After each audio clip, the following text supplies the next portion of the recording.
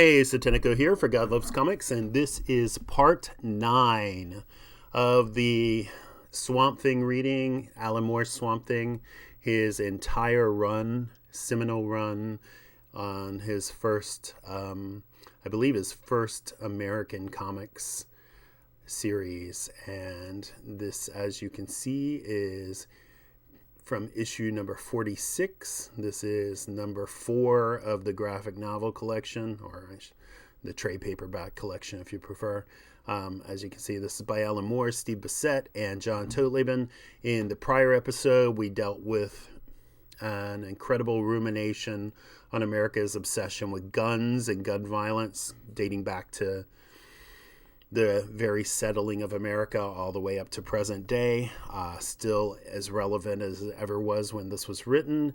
There was another brilliant piece on serial killers, and one in which Swamp Things, these tubulars that grow on Swamp Things' body, while not being a cure for cancer, at least the hallucinogens are strong enough to alleviate the pain of cancer temporarily for someone who has terminal cancer. So I recommend going back and listening to that if you haven't already, and I hope you're listening to all of the episodes as we go along, and please feel free to comment. But this is Swamp Thing number 46, and I believe it's called Revelations.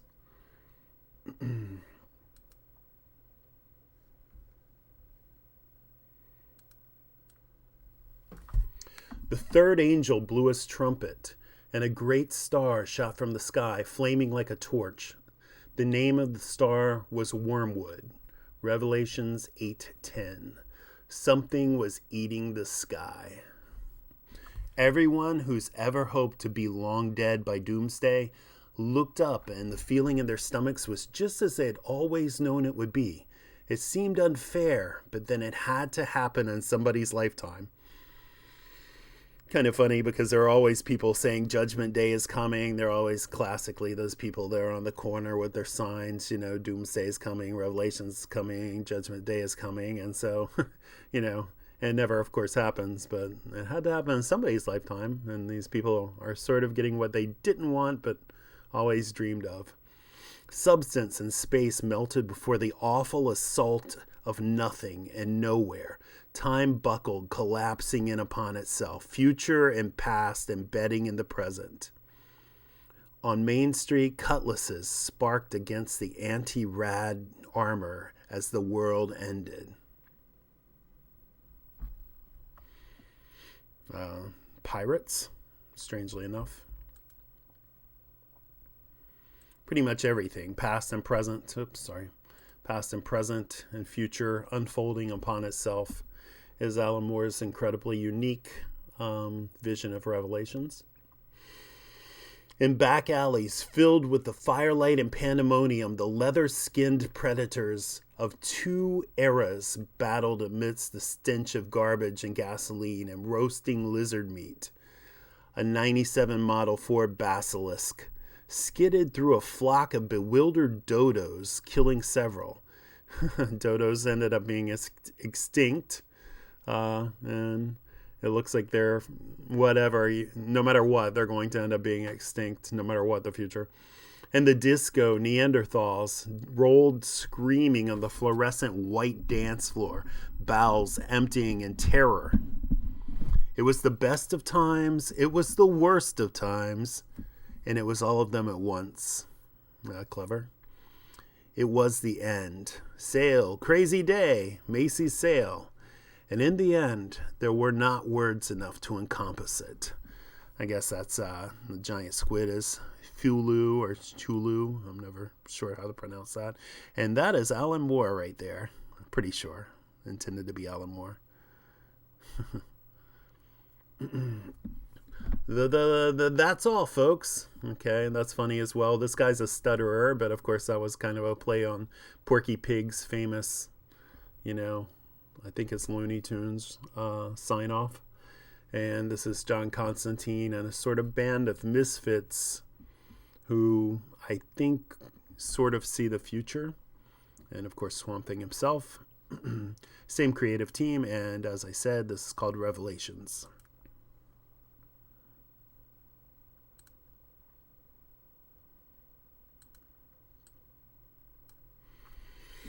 Ha ha ha. Hey, Cox, you developing a sense of humor or what? That was exactly like Porky Pig. Okay, I didn't think they would actually come out and say that. Like who? Uh, I'm afraid that's not all, Benjamin, my old son.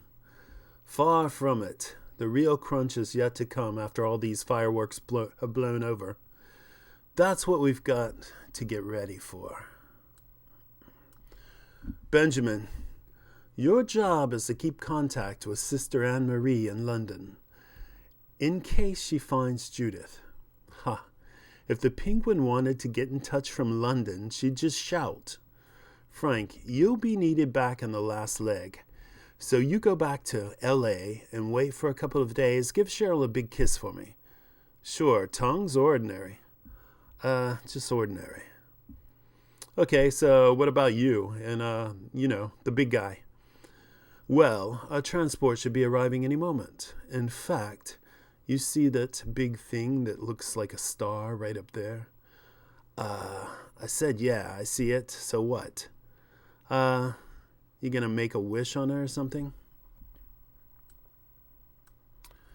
There is a white moment that tugs the solid earth from under my feet like a magician's tablecloth. It becomes wildly distorted. And then something big without hands picks me up, shuffling me like a deck of cards, and I'm gone. The physical world unfolds into a shape beyond mathematics. I become lost in a gallery of oppressive and uneasy forms that my mind is too flat to grasp.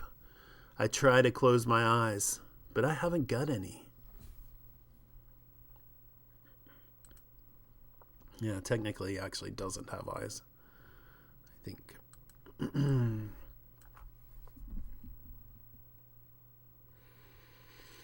And now he seems to be in some sort of spaceship transport, which is nice place, eh?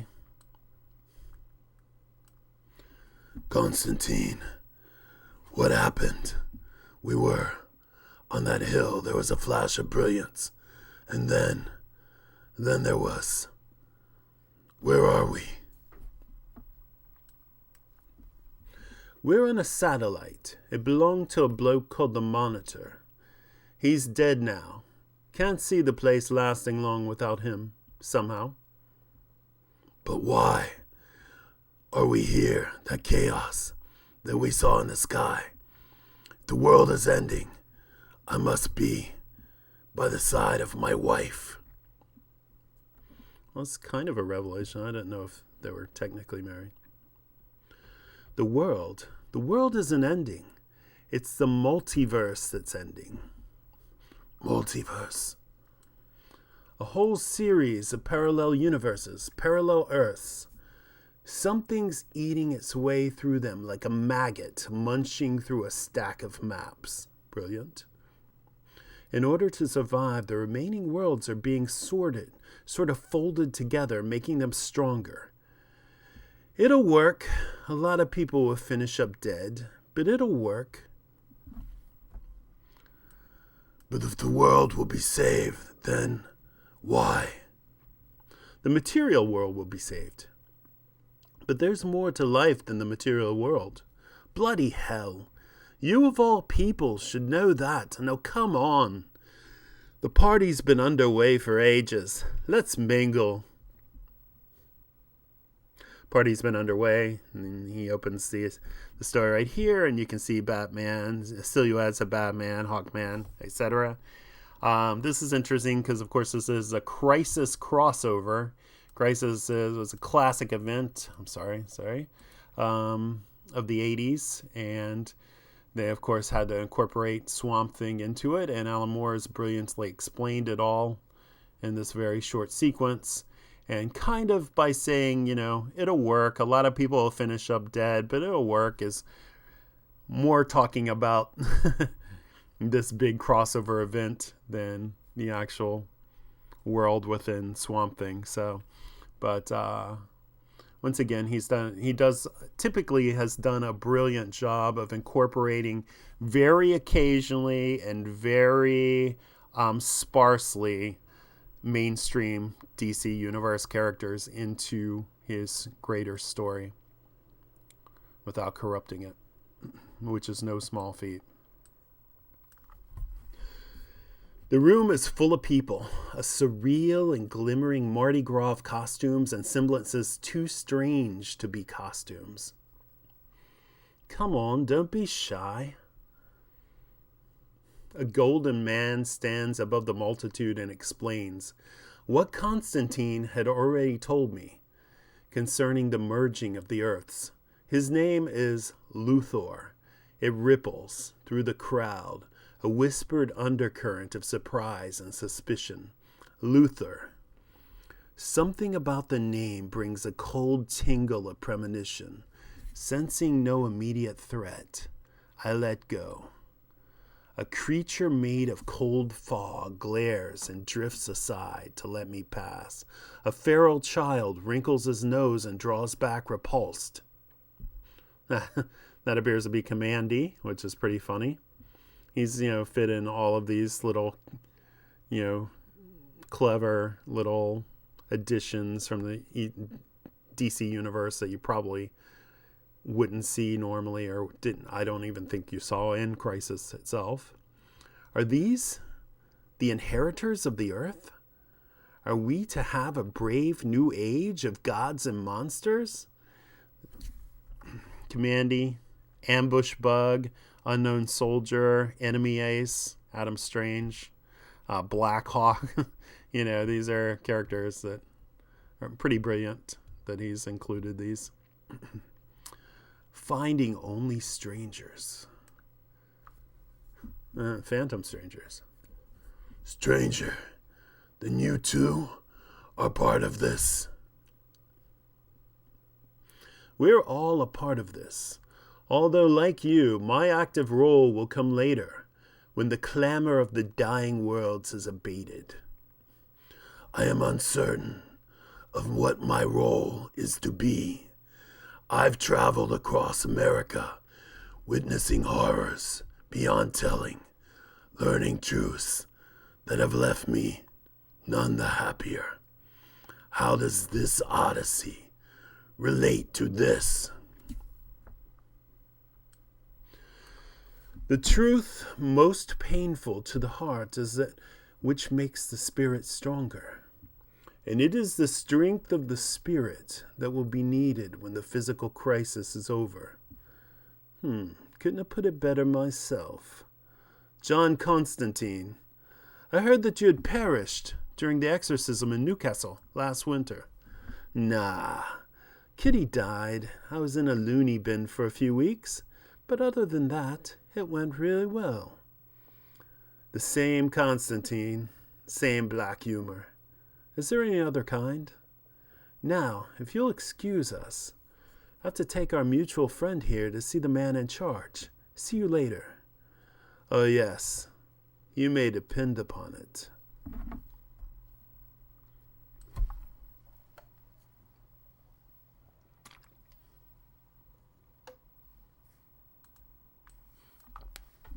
Funny chap. How does he keep his shoes so shiny with all that walking about? Constantine, you promised me answers. Instead, the questions keep getting bigger. That is surely the human condition, Mr. Constantine. Can hardly be blamed. This is Alex Luthor. He's running the show since the monitor popped his clogs. Alex is less than a year old, but he's big for his age. Mr. Constantine has told me of the effect that the crisis will have upon the spiritual dimension surrounding Earth. Understand that you will be dealing with that. I will? That's right. This sort of physical destruction is bound to cause temporary disturbances on the psychic plane. Our problem is that there are people who anticipated the disturbance and plan to take advantage of it. Ah, yes, South American cult that you mentioned. Cults? 1-year-old men? This is insanity. Why should physical destruction affect the immaterial realms. Everything's interconnected, stupid. Look, don't take our word for it. You know already how good a teleportation system Alex has set up here. Go back to Earth. Go and see for yourself. And he went, and he saw, and at the end of the world, the horrors and marvels could not be counted. It's not real fur. Oh God, please, look. I had to accept it. It was a gift. I may be wrong. I don't know. I think these are from Commandy, but I'm not quite sure. But it's pretty funny.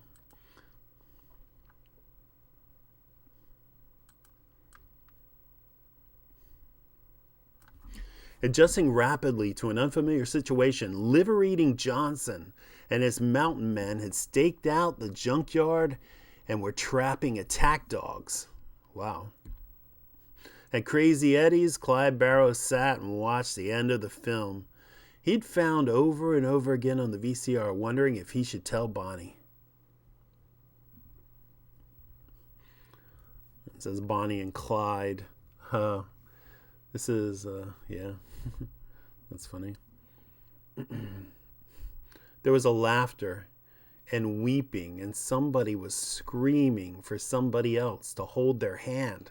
Please, please, just hold their hand. It was deafening. But the noise inside his head was worse. Inside his head, he heard the moans, the whimpering that people made deep in their souls. He heard the bedlam of a mass mind faced with extinction. He heard the ethereal territory surrounding our own shudder and response. Knowing already within himself that Constantine had been right, he left the city by his own unique method to see if things were as bad elsewhere. Elsewhere, beyond the centers of the industry and population, things were worse. Knitting new flesh from the weeds and moss and creeper, he felt the chaos of the tortured wilderness before he had grown eyes to see it. A jackboxer from the Manhattan salt bus of 50-70 had managed to bring down a young ichthyosaurus with his harpoon, but the alligators were closing in fast. He saw a woman with pulpy orange growth upon her shoulder stumble unwittingly into a field of water hyacinths. As they parted and she sank into the water beneath, the growth opened its mouth and began to bellow. Giant hailstones fell for 15 minutes, glittering in the bright sunshine. A withered cypress tree combusted spontaneously, and as tiny apes with opposable thumbs ran shrieking from the blazing undergrowth, he decided he'd seen enough. The flames caught his body, but he had already let go. In a world beyond reason, he needed a place to think. Thwep, pwick. And so he headed for the hills. So this is Alan Moore's take on Revelations, and he's got a very unique take, as usual. Having a lot of fun with this, all of this torment.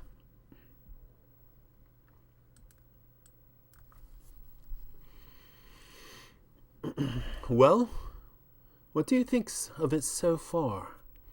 Constantine, I thought you were still on the satellite. Satellite was destroyed. Things are moving fast, Chief. Too bloody fast. Do you still think the spiritual plane is beyond damage? No, you were right. The repercussions of this carnage will be vast on all the levels of being. On this level, the damage can be contained. But then it's not this level that the Brujeria are interested in.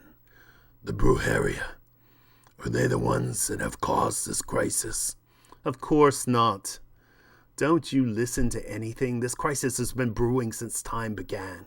The Brujeria simply foresaw it and used it as a springboard for their own plans. Then who are they?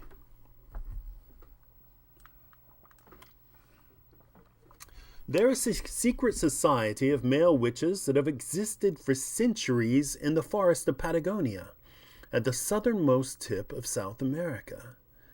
Their central committee lives in Chloe. They're called the Council of the Cave. If you're selected to join the Brujeria, you first have to stand under the waterfall of the Thregon River for 40 days and 40 nights. Apparently, this washes away the effects of Christian baptism. Ironically, of course, 40 days and 40 nights is the time in which God flooded the earth during the time Noah was in his ark, saving the last of humanity and all of the animal species. Next, you have to catch a skull thrown by your instructor from the crown of a tricorn hat. Funny, that's always a detail of the initiation that sticks in my mind. I don't know why. After that, you must kill your best friend to show that you're completely without compassion. Then you sign a document with blood from your own veins, and so on, the usual stuff. But the worst thing is the way that they make their waistcoats. No, I tell a lie. That's not the worst thing. But it's the next to worst thing. Fascinating.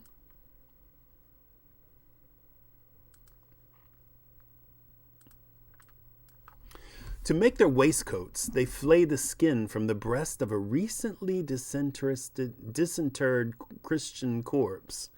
Human fat is slightly phosphorescent, you see, so the waistcoat glows in the dark. Imagine them walking in a procession between the trees in the dark in their waistcoats.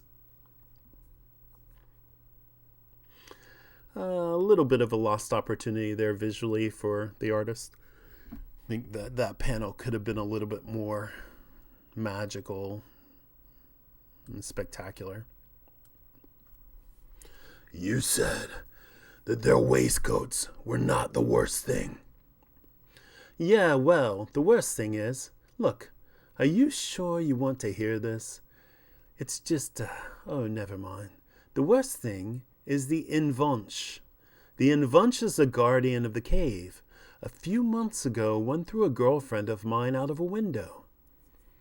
No, I am sorry. I did not mean to intrude. No, that's all right. It's okay, I can talk about it. See, to make an Invunch, they take a baby about 6 months old, and then they disjoint the arms and the legs and the hands, and then they...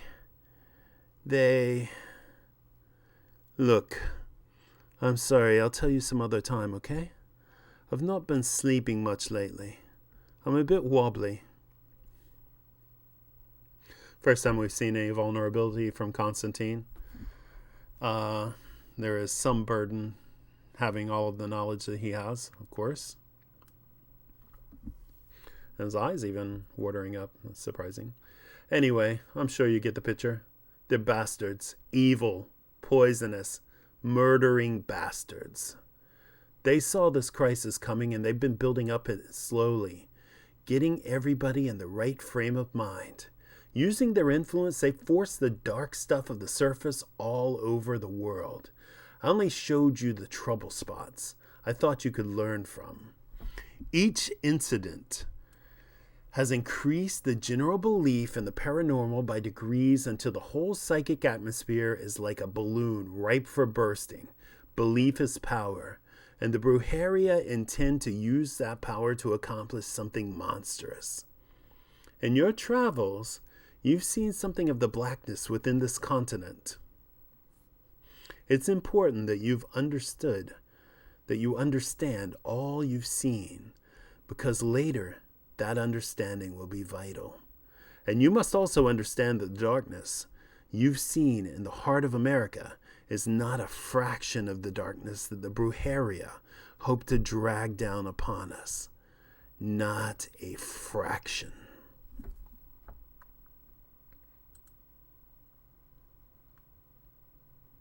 The darkness being the zombies on the slave plantation, the litany of gun violence that we saw in a haunted mansion, haunted by dozens, if not hundreds, of ghosts killed by gun violence, and so on and so forth in the prior episodes. They plan to bring something back. I'm not even sure what or from where. Sister Anne-Marie thinks it's Satan. Judith, our contact in London, thinks it's some sort of energy field. Poor old Ben Cox is convinced it's bloody Thulu. You see, we don't know what it is, but we know that it isn't anything good. And they will unleash this entity upon the earth. No! For God's sake, pay attention. This is important. I said earlier that Earth wasn't the plane they were interested in. Bloody hell, they already own the Earth, have done for centuries. This time they're going for the big one. See, after the crisis, everything will be unstable and vulnerable for a while, including the spiritual plane. That's when the Brujeria will bring back their entity. It's heaven, you see. They plan to destroy heaven. So anyway, that's why we're going South America. With a bit of luck, we can stop them before they complete their entire conjuring ritual. If not, well then, we'll have to think of something else. The Brujeria Central Committee gather in the cave, somewhere in the forest beyond Quinquavi. But before we go there, we have one more stop to make a little further north. Another delay. But why? Because I always keep my promises. I promised you knowledge. Real knowledge. That wasn't a trick, you know. I mean, sure, it helped to keep you stringing you along. But in the end, I always deliver. There's a grove in the Amazon rainforest, a special grove. The local Indians call it the Parliament of Trees. Everything you've ever wanted to know, everything you need to know, is there. It's in Brazil, near the source of the river Tefe. Don't worry. Get your consciousness within 100 miles, and it will pull you there like a magnet. It's something worth seeing. I promise you. I've got some business to settle before I leave, so why not take the opportunity to go and say a proper goodbye to your missus? See, we might be gone for quite a while. I mean, he knows. Who knows? We might be gone forever.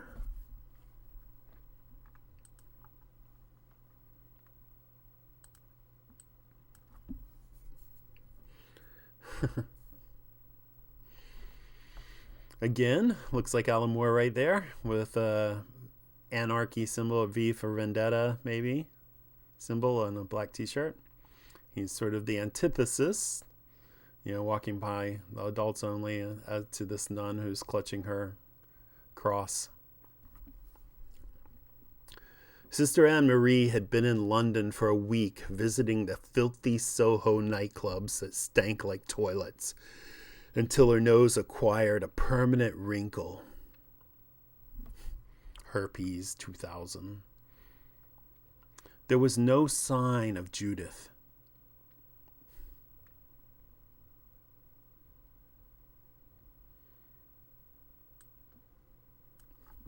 The streets and the alleys tangled together in an impenetrable knot.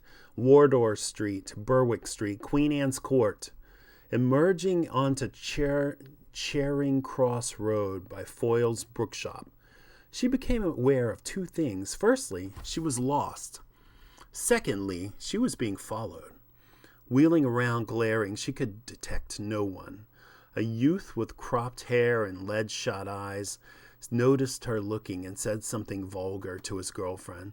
Tattooed upon his bicep was a Union Jack.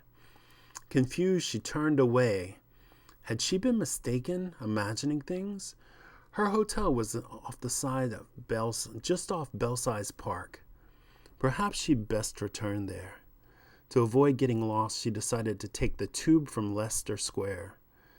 That way was the most direct route. That way was safest.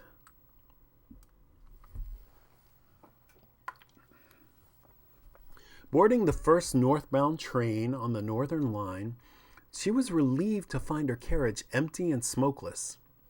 Taking the black book from her bag, she opened it at random and began to read. Then out of the sea, I saw a beast rising. It had 10 horns and 7 heads. On its horns were 10 diadems, and on each head a blasphemous name. The train stopped at Camden. Nobody got out. The beast I saw was like a leopard, but its teeth were like a bear's, and its mouth catching a sound, she stopped reading. Something had giggled, something in the seat behind her. The train stopped. Jerking from her seat, slamming the open door button, she stumbled onto a platform, propelled by terror, the urgency of which she did not understand. As the train departed, she realized her error. The sign on the unlit deserted platform said Mornington Crescent. Swallowing hard, she recalled that Mornington Crescent was closed on weekends. Her train had stopped for a points change, not to let passengers off at all.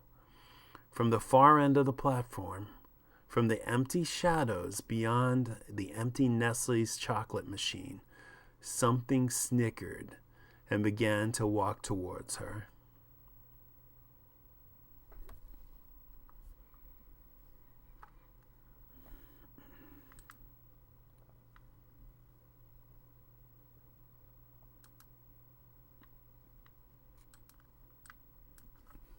Strangely, it was walking backwards. No, that wasn't quite it. Its feet were walking forward, but its head was... Understanding came, and she bit onto one cold white hand to abort a scream. Turning, she fled, a wheezing blind thing, through the tiled subterranean passageways. The cage-like elevators, naturally enough, were not working. But there were the emergency stairs spiraling up towards the streets above. The stairs were shallow, requiring small, tiring steps, and the staircase itself seemed endless. Behind her, the footsteps were only a single twist of the spiral away. She ran up, holding her habit above her calves, and eventually she reached the top. She reached the top, and it's padlocked and chained. Stairs closed. Mustering all of her faith and courage, she turned, resolving to look the death behind her squarely in the face. But it didn't seem to have one.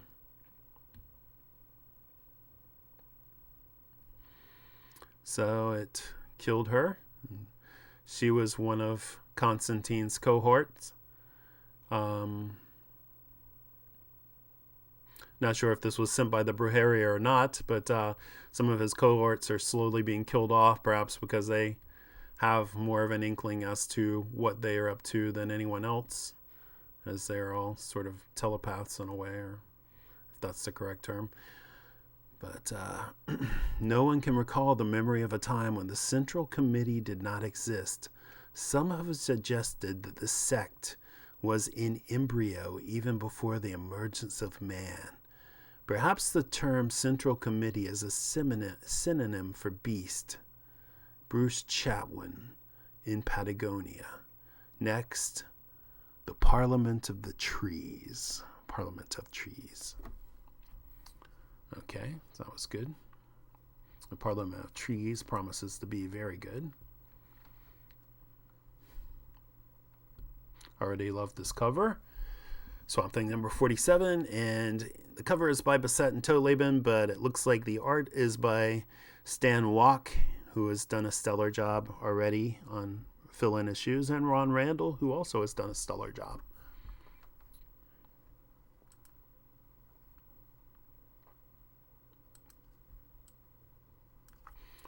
These are, I guess, photos. Well, sir, if I may start at the beginning, my name is Howard Fleck. I'm a photographer. I was out on the Bayou Lafourche this morning, just east of Houma, taking some pictures. Mostly I try and sell pictures to the nature magazines. Then there was a hiding in the bush with my telephoto trained on this heron. Well, just as I pressed the shutter, it flew off, all kind of startled. I wondered what in the hell had made it fly away like that. Then I saw this woman, okay? I was still in the bushes, so she hadn't actually seen me. Not at this point. She was a very striking young lady. She had sort of a punky new wave of hair. Very striking. I thought, I'd get some shots of her. I mean, there's more than one kind of magazine buys.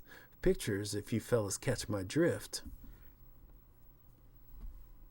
Presumably, this is Abby.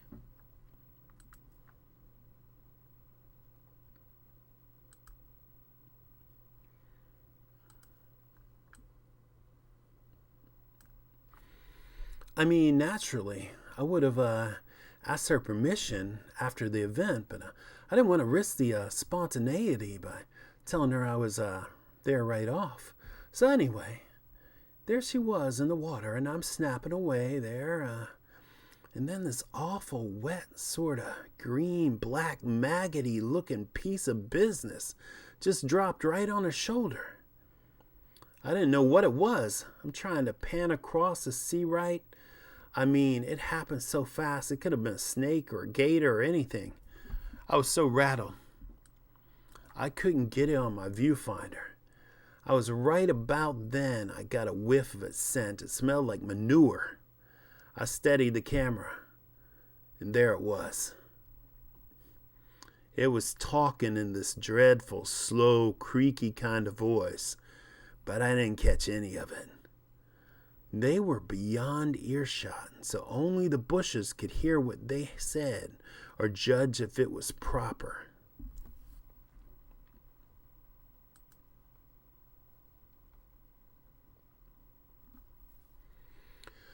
Well, I'm sure it's not proper by his reckoning.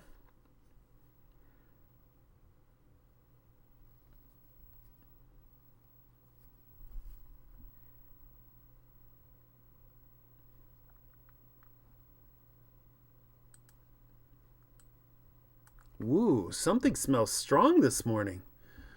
A dead muskrat. I absorbed it into me yesterday. It's almost gone. Well, that explains why the photographer thought it smelled like manure.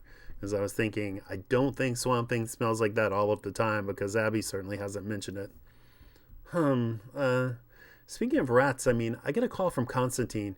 He was in LA somewhere. I can hear a girl in the background. He said he'd meet you near the source of the river Tefe tomorrow. Then it is time to leave. He promises me that this is the final stage, that in South America I should learn everything. Yeah, well, I don't trust him. You take care of yourself. Now that I can regrow myself, I'm beyond any harm. But will you be all right while I am gone? Me? I'll be fine. Since that trouble at the Jackson house, everything's been running smoothly. It's like I got someone watching over me. Ironically, of course, they show the camera lens, who is actually watching over at the moment, but I think Swamp Thing's always sort of watching over as well. As the Lord's my witness, I ain't never seen nothing so disgusting. There was bugs and mold on that thing, and she was kissing it. I was so shocked I almost forgot to reload my camera.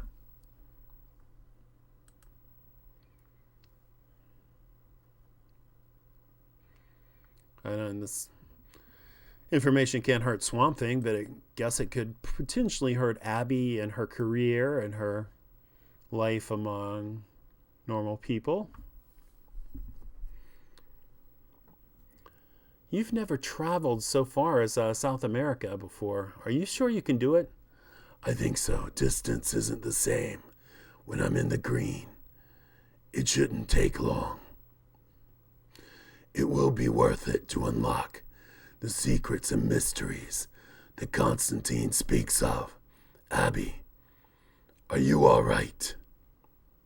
Sure, it was just something you said. I suddenly almost remembered this dream I had a while back. But nah, it's gone. Forget it. Well, Abby had been to hell and back, but I'm not sure if she remembers it very well. It was only some stupid dream. If you're going to be away for a few days, we've got more important things to talk about, right? Now, for instance, I haven't eaten since breakfast. Please, be my guest. I almost threw up, I tell you. I saw that thing. Things that turn a man's stomach. Before they finally up and left, gentlemen, I went through purgatory for these pictures.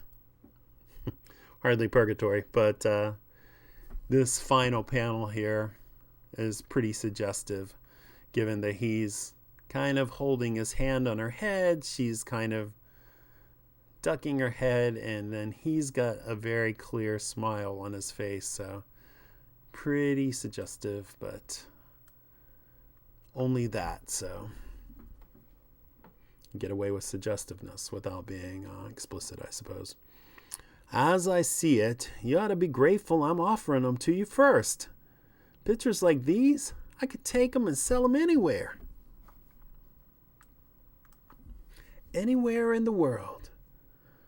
The memory of our goodbye kiss is with me as I crackle through the green lattice that girds the planet. Out of Louisiana, humid and sensuous, down through the mineral-rich soil of Mexico, through Nicaragua and Colombia, and finally to Brazil. South of Concordia, I find the source of the Tefe. The green about me suggests exciting new possibilities for form and color. I locate a single seed within the web, and I begin to grow.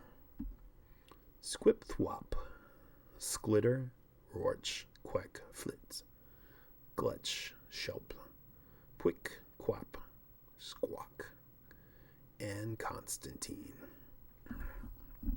And his ubiquitous cigarettes.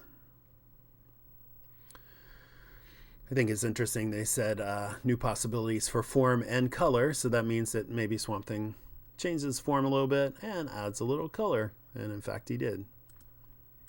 Not a lot, but certainly a little. Very nice. You must introduce me to your tailor.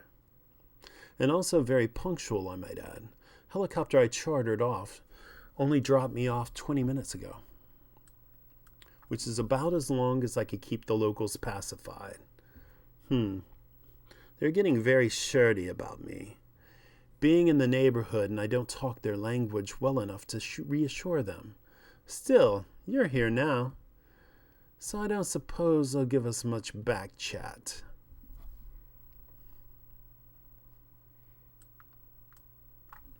Strange, they seem more... Strange. Sorry. Strange, they seem more reverent than frightened. Why should they be frightened? They've seen your sort before. My sort? What do you mean?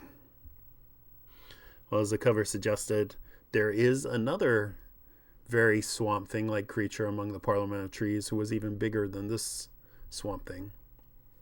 I mean, you're not the first swamp elemental by a long shot. Over the centuries, circumstances have conspired to make others like you when the need arose. Constantine, where are they leading us? Sloth. Just be patient and you'll see. Now, given that all of these plant elementals were indestructible, as you, and given that you haven't heard of any around lately, where do you suppose they went, eh? When they'd lived too long and grown too wise for the distractions of the world, where did they go? It's like elephants. You ever hear of the elephant's graveyard? Well, it's like that. Whoops. Okay. They've led them to the cusp of the Parliament of Trees, but this is where Constantine is stopped by the natives or the locals, and this is where Swamp Thing is, of course, allowed to continue. Exclusive club here. No humans among the elementals. Anyway, listen, I can't come with you beyond this point. Humans aren't allowed unless they're called. You go on ahead. You'll see it. The whole shooting match. His face is sort of filled with wonder. I think he's very excited. A beautiful page by Stan Walk and Ron Randall. The Parliament of Trees. Yeah, really beautiful. And you can see faces sort of embedded into these giant mossy tree forms. Sort of. This is a hand almost outreaching with thumb and everything, nestling a bird's nest. Hummingbirds, sloths, anteaters, or aardvarks. All the flora and fauna. Very beautiful. I could certainly see Al Williamson, the great EC artist, drawing a page like this. He would really excel with this, but they've done a beautiful job as well.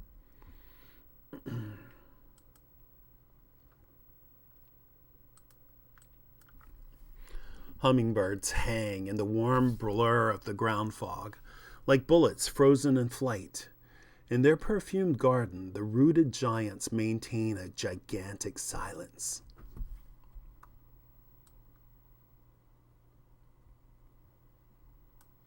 His mouth is agape. This is what he's been hoping for.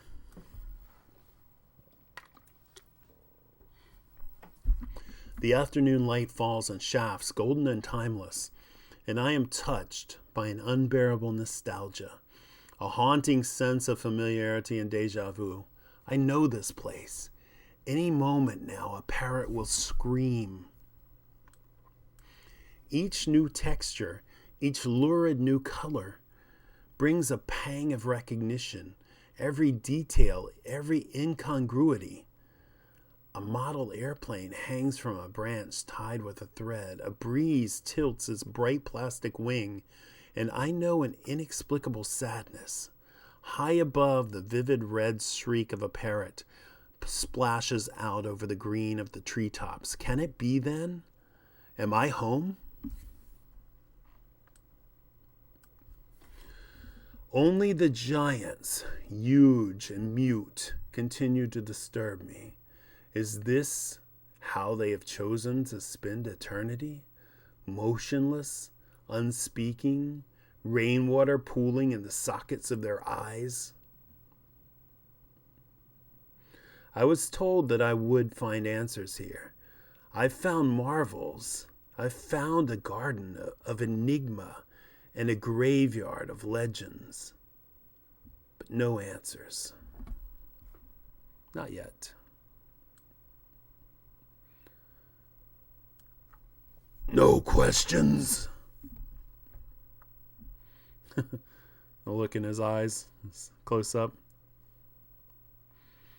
Okay, so now they're speaking. That's amazing looking. It looks like Swamp Thing, except brown, large, and very much rooted at the moment, and all of this rainwater pooling in his mouth, his eyes, and then there's a spider in one eye socket as well, even though technically they're not really eyes. You heard me though I did not speak. Flesh speaks, wood listens. You have approached the Parliament. Your ancestors welcome you. Ancestors.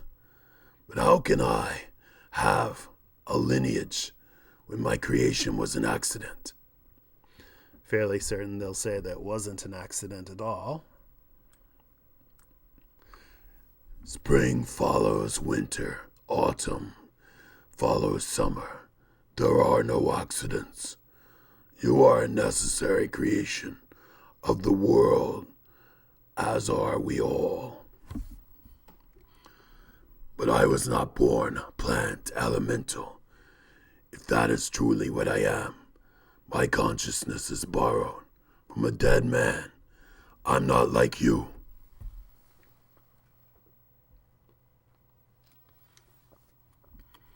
You are exactly like me. I was Alex Olson. Ah, yes. That's maybe why he remembers it, is because he had little premonitions of people from the past who were also Swamp Things, and Alex Olson was one of them.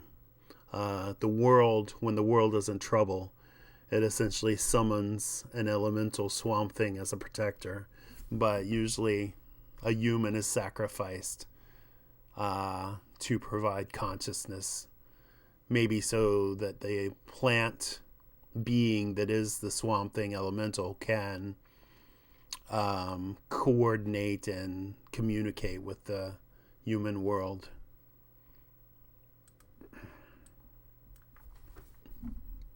In 1905, I was a scientist working in a swamp experiment. Sabotaged explosion. It killed me. Took me away from my beloved Linda. But that was my story. I was Alec Holland. Coincidence is the pattern of the world's bark. The stories of all that are rooted here have their similarities. See, your immediate predecessor stands yonder as an example. His name was Albert Hollerer, a German pilot shot down into bog in 1942. He died in flames, but his mind survived, albeit damaged and confused. Rose again, dressed in dirt and moss. All right, well, that's fascinating. That explains why the German fighter plane is hanging from a string from his limb. After a decade of tortured, aimless wandering, he found the Parliament. He brought the toy with him, a dim reminder of his former life. No other trace remains. He has been rooted here for 32 years. All of our stories are subtly different, yet the underlying pattern remains a constant. A man dies in flames. A monster rises from the mire. Sacrifice and resurrection. That is always our beginning. Our ending is always here, in this grove. And you, who've inherited our green mantle, have you also come to join us in our rest?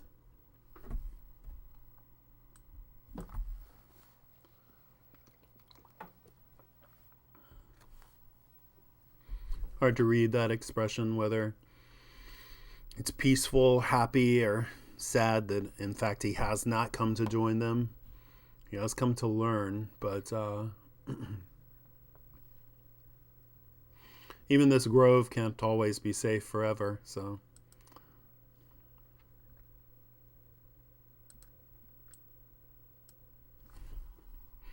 I cannot rest, not yet. I have much to do. If the danger that threatens this world is to be averted, I came seeking knowledge that might help me in my task. You are like us. You are an Earl King.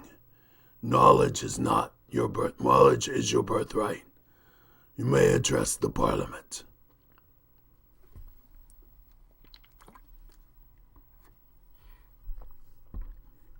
But how? Can they still speak? Flesh speaks. Wood listens. I alone here still remember how to form words. Okay, that's interesting. So these massive tree-like structures are the parliament, and they no longer speak. They don't even remember how to form human words. But this one sort of translator does. If you wish to share the knowledge of the parliament, you must sit and be still and listen. Let your roots intertwine with our roots. Let your mind intertwine with our mind. The world slips from between my clumsy fingers, and I tumble amongst the souls of giants. For a moment I understand how very small my largest thoughts have been. I know terror. Then suddenly the cold shock of mental immersion. I am drowning in their ancient intelligence, their bottomless memories. In England 300 years ago, I was Alf Oldland. Stuart Fisby set my croft afire. He wanted to bed my beloved Lil. I ran out blazing into the fen. After I rose, men called me Jack in the Green. December 1942, I was Albert Hollerer. As I took off, Still Nacht, Heilig Nacht, drifted from the bar later. There were flames in a cockpit, dark trees hurtling up at me.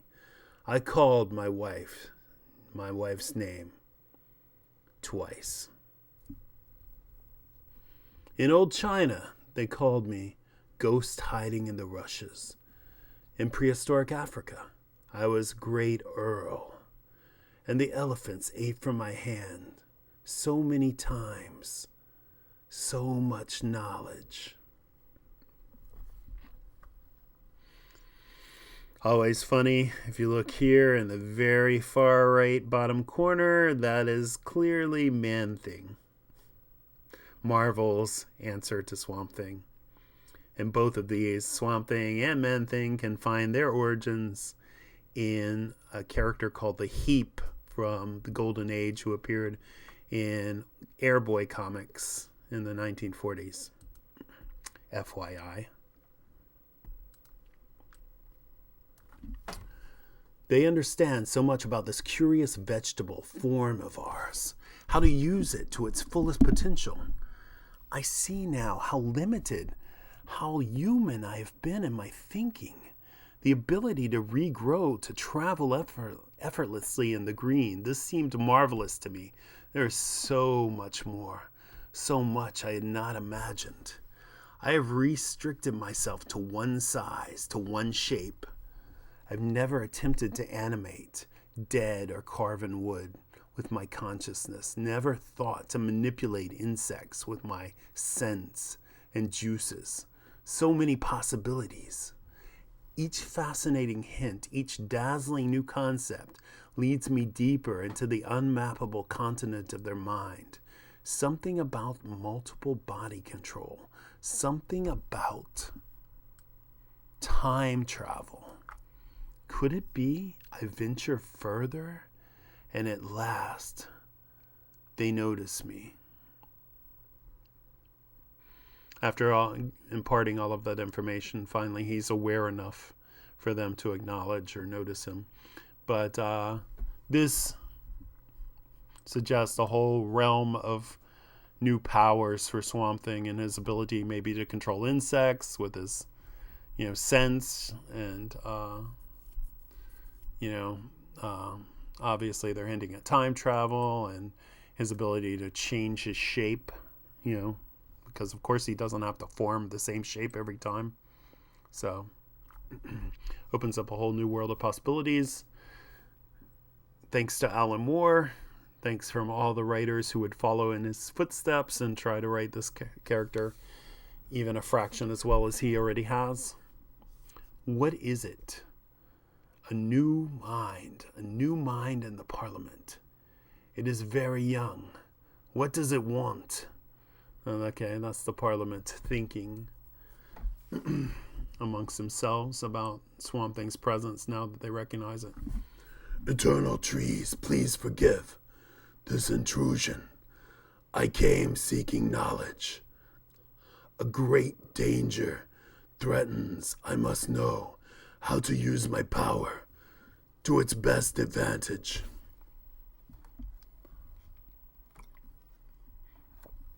Power is not the thing to be calm within oneself. That is the way of the wood. Power tempts anger. Anger is like wildfire. Avoid it. We sense disturbance and uncertainty in you.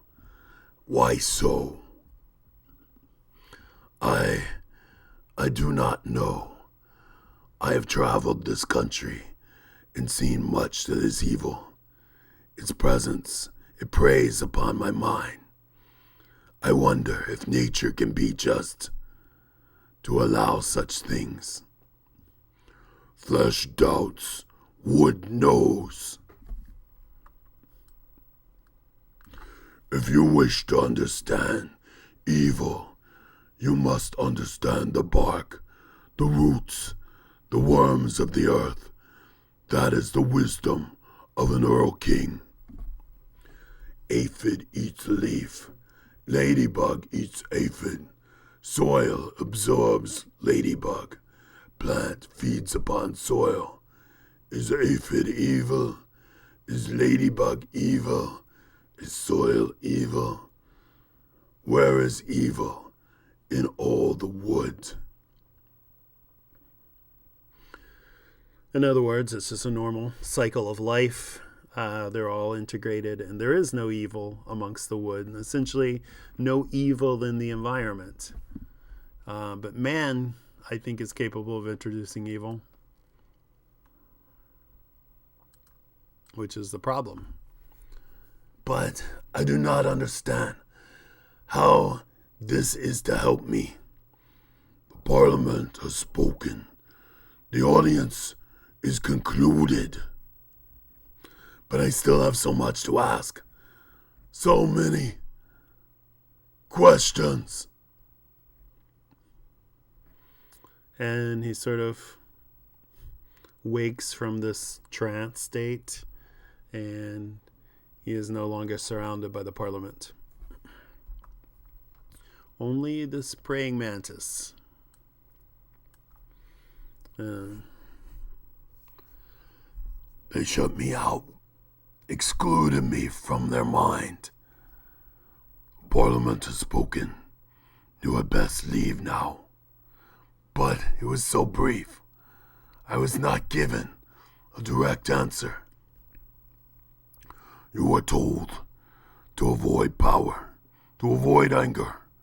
Perhaps you were not listening as wood should listen. Go now, for this is not your resting place. Not yet.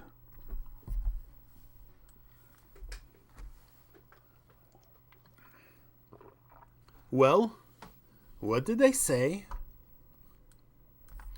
They said, I must avoid power and beware of anger. And they asked me, where is evil in all the wood? Is that all? Bloody hell. I've read better horoscopes in the Daily Mirror. Wood elementals. They've all got dry rot, you know, all of them. Where is evil in all of the wood? Pfah. They should have asked me. He can find evil in everything. I could have told him. I could have said, well, as it happens, Chief, it's where we're meeting our chums tomorrow. Down there, mate. Down on the Isle of Shiloh, in the forest of Quinquawi. There is evil in all the wood. Well, that's evil in the jungles, indeed. That's evil in the forest, but that's an evil cult within the forest. When he said all the wood, he means within the ecology itself. There is no evil.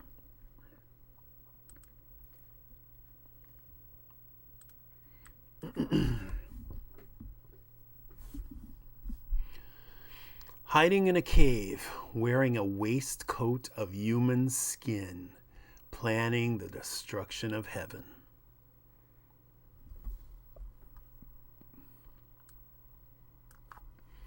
It's a good thing I'm on the case with a team of experts. They'll meet us at Shiloh tomorrow. Frank, Ben, Sister Anne-Marie, same team we had in Newcastle. Not that that's a particularly good example.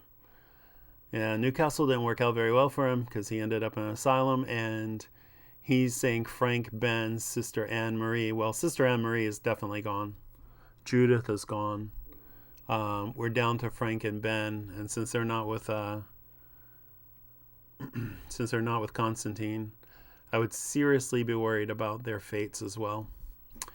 Anyway, everything's fine. We don't need any help from a bunch of geriatric evergreens. Where is evil and all the wood? Makes you want to spit. Chief, you all right? They did not want me, Constantine.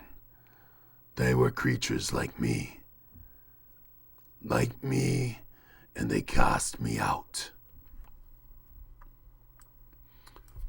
Maybe because he still has too much human empathy. He's too young. Hey, you can't just throw me out. It's late, Mr. Fleck, and these offices are closing. Thanks for leaving us your prints, and we'll call you when we've reached a decision. Good night now. Slimy little creep. He thought he was a sucker and nageled detritus on a door handle. He thought he was slicker and nasal detritus on a door handle. Okay.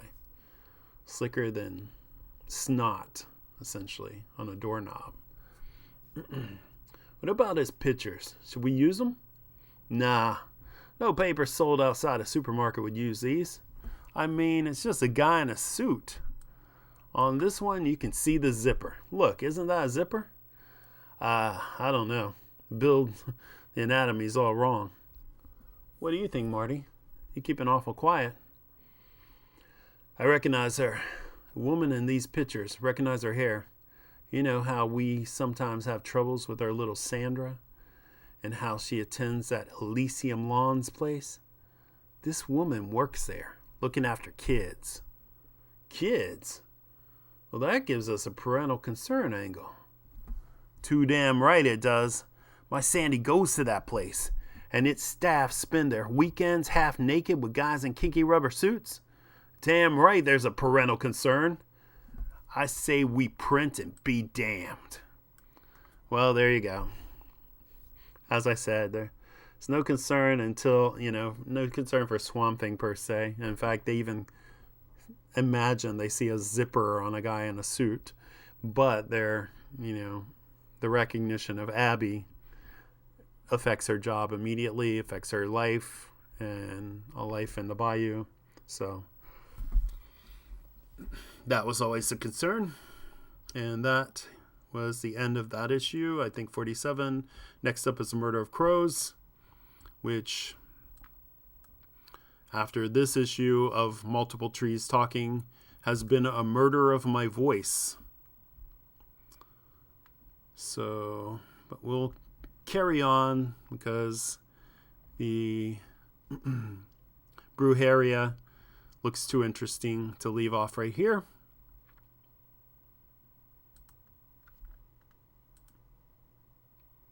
You can see another cover by Bassett and Toleben, and it looks like they're back.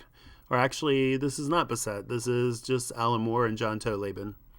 And this is the guy with his head on backwards who killed Sister Anne and various other creatures or various other Brujeria members, and Swamp Thing pulling Constantine from the muck. So there's bound to be a lot of drama. And this is issue number 48. Let's hope that Swamp Thing does very little talking this issue for the sake of my own voice. Before we descended, I saw some crows. They came from the east. They were like a bloody great thunderhead. They were like a nightfall. There must have been hundreds of them. Crows. They're an omen, aren't they? They mean bad luck. A great big cloud of bad luck fanning across the sky, covering the world. Not that I'm a superstitious personally. You understand. I mean, these aren't the Dark Ages. At least not yet. Not while we can still raise a spark of optimism. These things will be the bloody death of me. He's always saying that. The spark of optimism is the lighting of a cigarette. Another 2-page spread here. That is quite a bit smaller than anticipated and badly scanned as well. Still, I suppose at least that means nothing else will be. Bloody hell. These carvings are ancient. The Brujeria must have been in these caves for how long? Hundreds of years? Thousands? All those centuries down here in the dark plotting the... sod it. Let's strike another. Where's a box? Good old Swan Vestas. British matches. Never let you down, but... Plitter, tick, crickle, kudik, rick, pick, rick. Oh, that's bloody marvelous. Opened the box upside down, didn't I? You see, bad luck. I knew things would start going wrong. Knew as soon as I met up with the others outside Quincavi this morning. Judith, what are you doing here?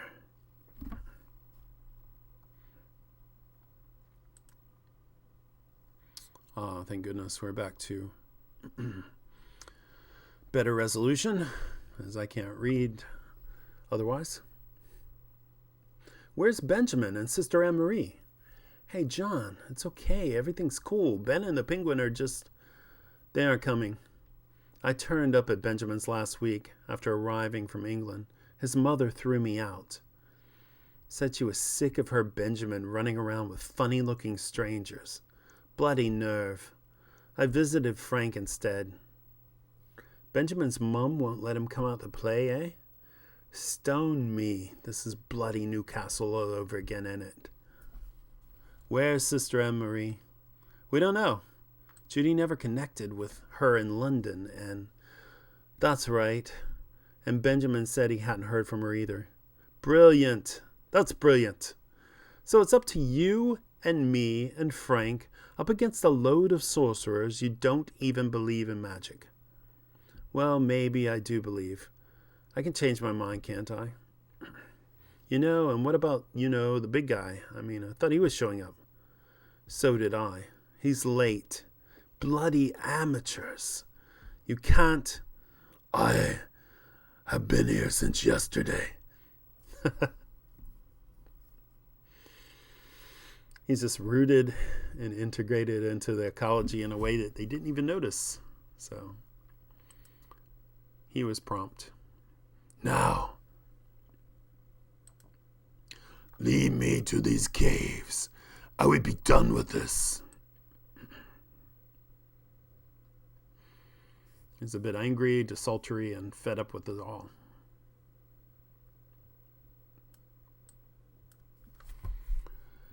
So I led them to the caves. Frank kept up a string of obscenities all the way there. Judith was quiet. Swamp creature must have rattled her. He rattles me, and I'm his manager. His manager. Certainly treats it like that.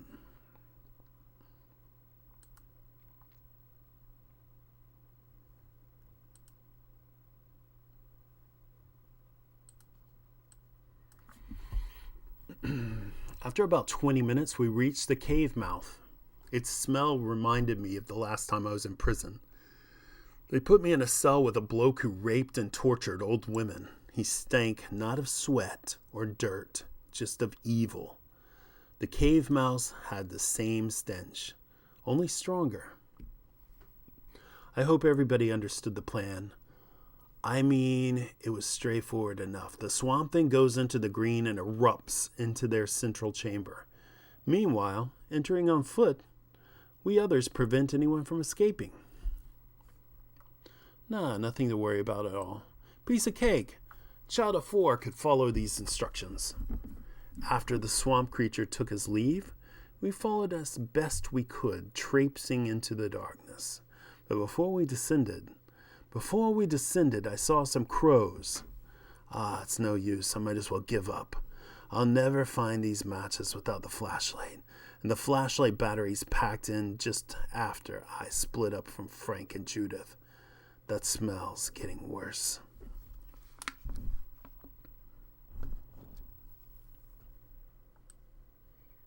Of course, I hadn't counted on the cave entrance forking like that, having to send Frank and Judith down one corridor while I covered the other.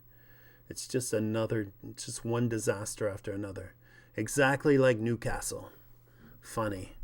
I'd expected to bump into some scattering Brujeria by now.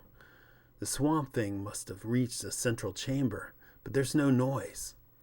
Bloody hell, I hope they're not all out on holiday. Wait a minute, is that a... Yes.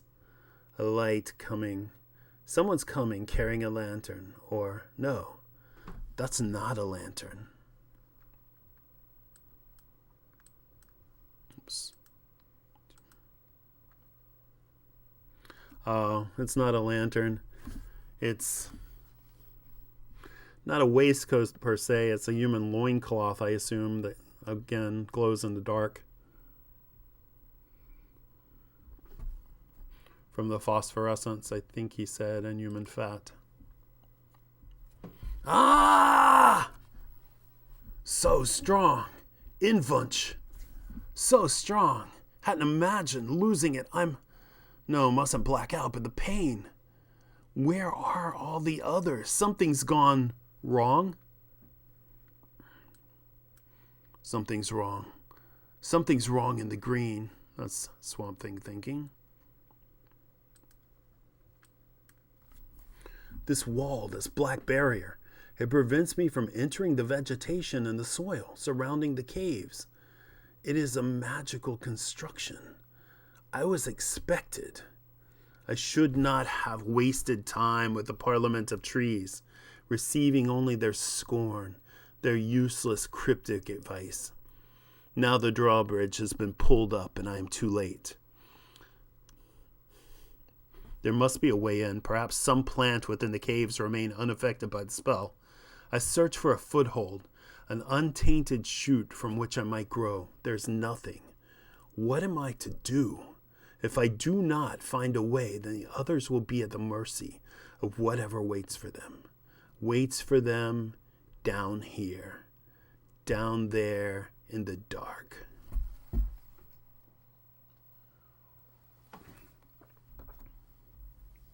Fairly certain the cryptic information that was given him by the Parliament of Trees will somehow dawn on him eventually and maybe prove a lot more useful than anticipated.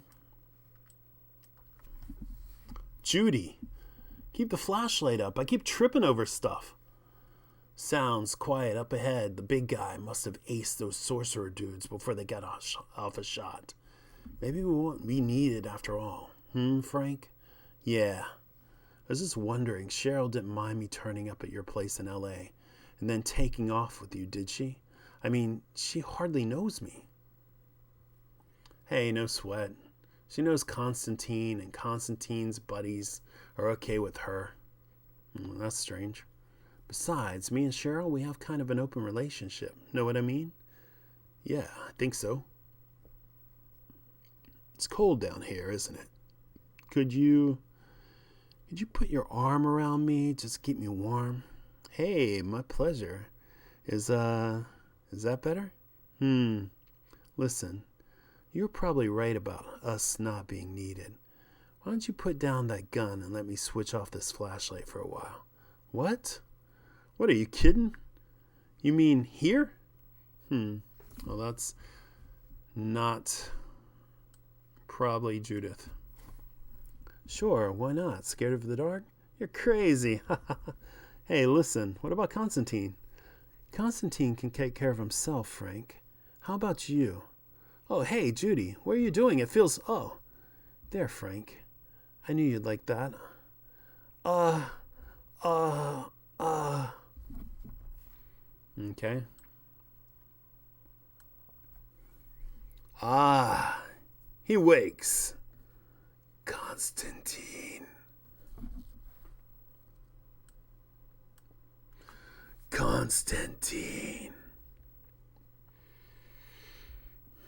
Constantine really up the creek this time, surrounded by, cast of nightmares.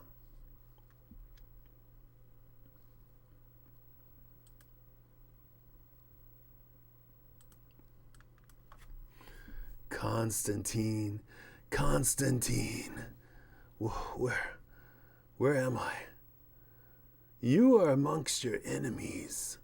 You are in a place of long and cruel death. The Brujeria welcomes you, Senor Constantine. Constantine. You have made a fool with us, Constantine. We are millions of years old. Before man was the Brujeria. After the Brujeria, nothing.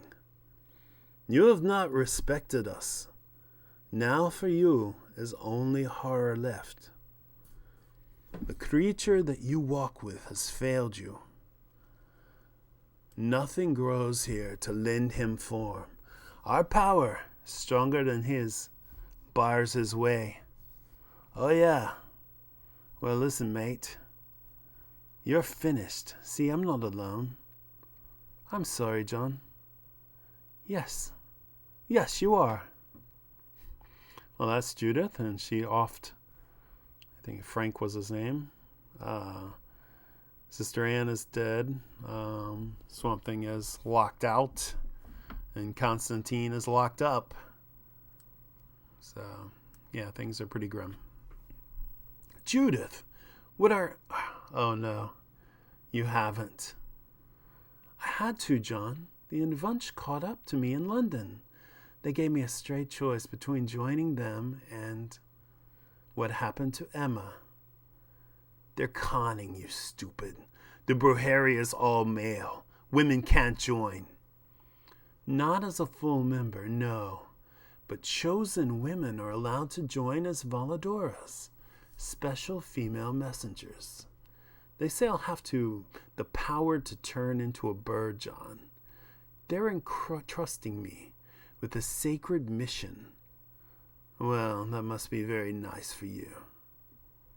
The Unwunsch got the nun in London when she came looking for me. I killed Cox and his mother myself when I visited them. She didn't throw me out at all. As for Frank, here. Splush. So he killed the other guy and his mother, and this is Frank's head. She had wrapped up.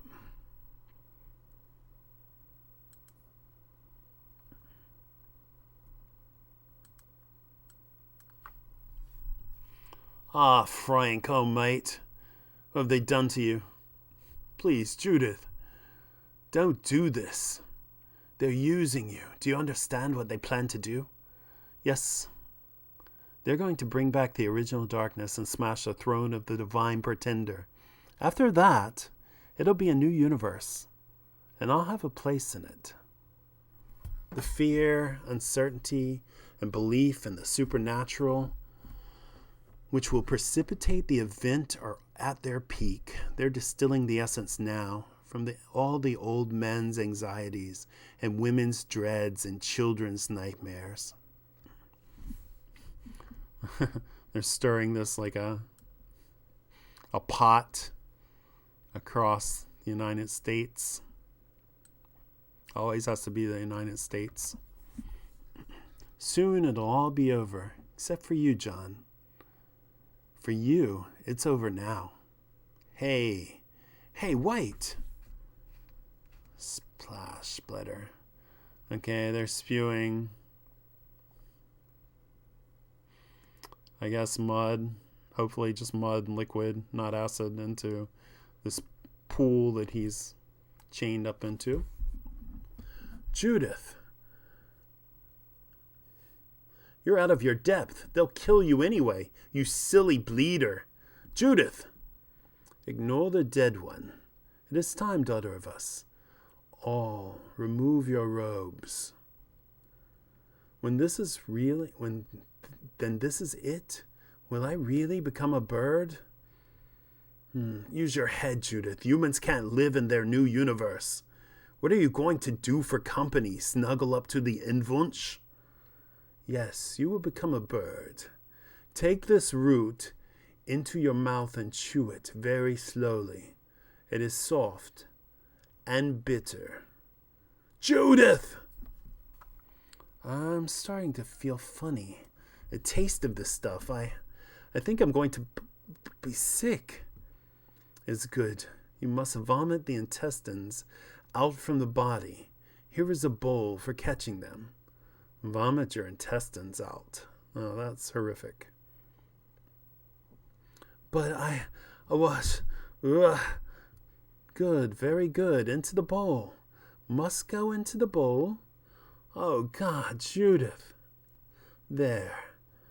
Now body is empty, is useless. Let it wither. Let it dry up. Until only head is left. Where? Where? Well, just her head and a little bit of spinal column. Or actually none.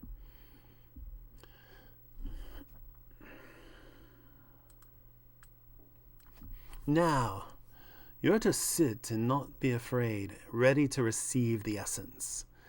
This black pearl is distilled fruit of a year's labors. This is the token you must carry with you on your journey. Judith, what are they doing to you? Here, place between your teeth and grip tight. All is proper. We may complete the transformation.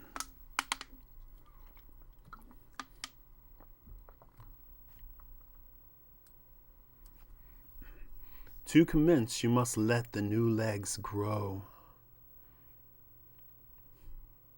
Down from the stump of the throat, they will scratch and hurt as they push through. There, they're coming. They're strong and fine with sharp talons. Ah, and so it is complete. Can you stand upon them?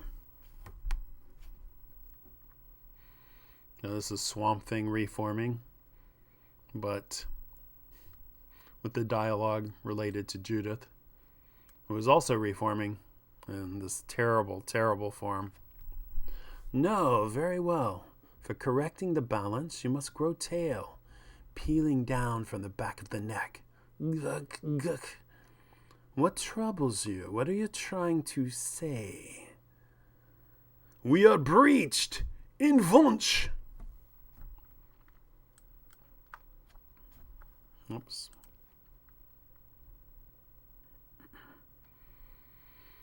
You guys screaming after Swamp Thing, but I don't think he'll fare well.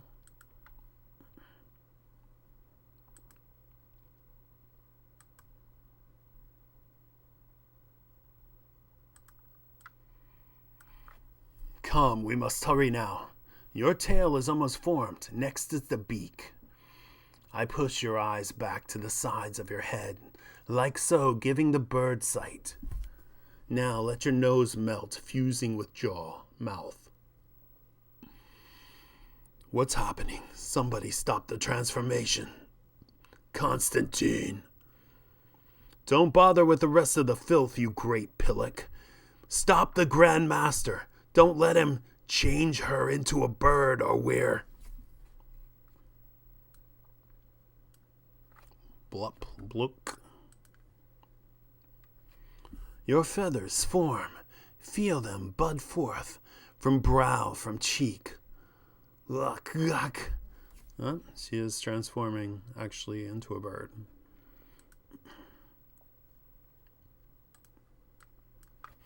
Constantine. Now the wings, make them unfold from your ears, stretching, curling outwards. Be careful not to drop the essence from your beak. Only a few moments now. The pin feathers must dry. There. It is done. Alright, at the exact same moment, she is transformed completely.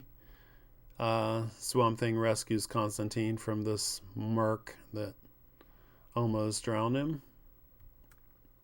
The idiot. The big, stupid idiot. He saved me and he let them change Judith and saved me. Now the bird's flown. Each and every one of us. The message is on its way. The bad luck will take us all. All on a one-way losing streak. Hi. The bird has flown, perhaps to bring down heaven. And this is Abby greeting someone at the doorway of Elysium Lawns, and it's probably very likely someone to remove her from her job, or a reporter to, condemn her, or someone to investigate her involvement in being there after these pictures were released, or someone to extort her, perhaps. Maybe not. That's one of her co-workers who's disturbed by this story in the paper. Sorry I'm late. My alarm didn't go off. Either that or I slept through it. Hi, Tim. You see Hill Street last night? Hi, Abby. No, I didn't. It's pretty good. I mean, except I'm getting a bit, that bit at the end where they're in bed. It's so... Abby, listen. Have you seen a copy of the Courier today? Nah, I get the Picayune. Why? Well, maybe you ought to take a look. Beauty and the Beast. Beautiful childminders, monster love games. Is this Bigfoot alive? Beautiful childminders, monster love games. That's the kind of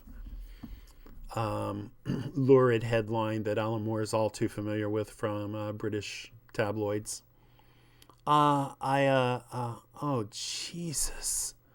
Abby, can you come through into my office for a moment? Deanna, look, maybe I ought to explain. It's too late to explain to me, Abby. Explain to these people. Miss Cable, I'm Officer Madden. This is Officer Long.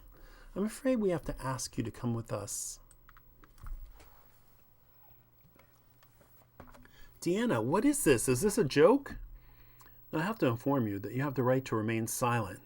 But anything you do and say, I wish to God it were, may be taken down and used in evidence against you. Okay, sister, outside and in the wagon. Wait, what am I being charged with? I haven't done anything.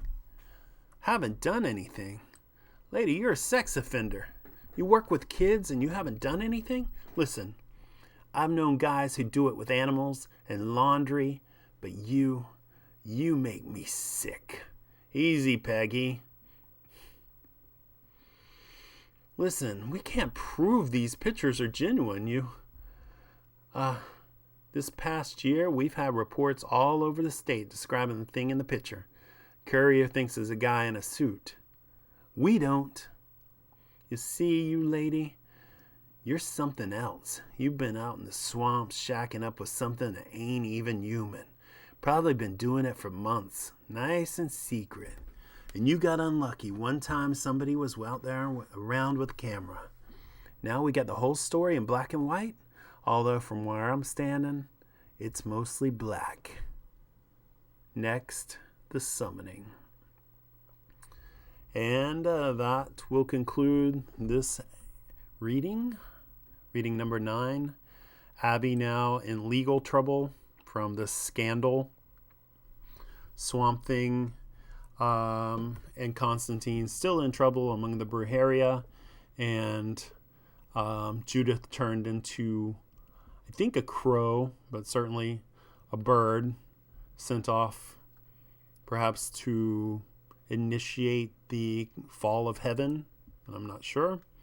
And that's the cover to next issue. Will be number 49 as we're approaching the big issue number 50, which I think is a double-sized issue, but I'm not sure. But as you can see, that's by Alan Moore, Stan Wack, and Alfredo Akela again. So thanks for listening to this episode, and I hope you enjoyed it. And by all means, please feel free to leave a comment.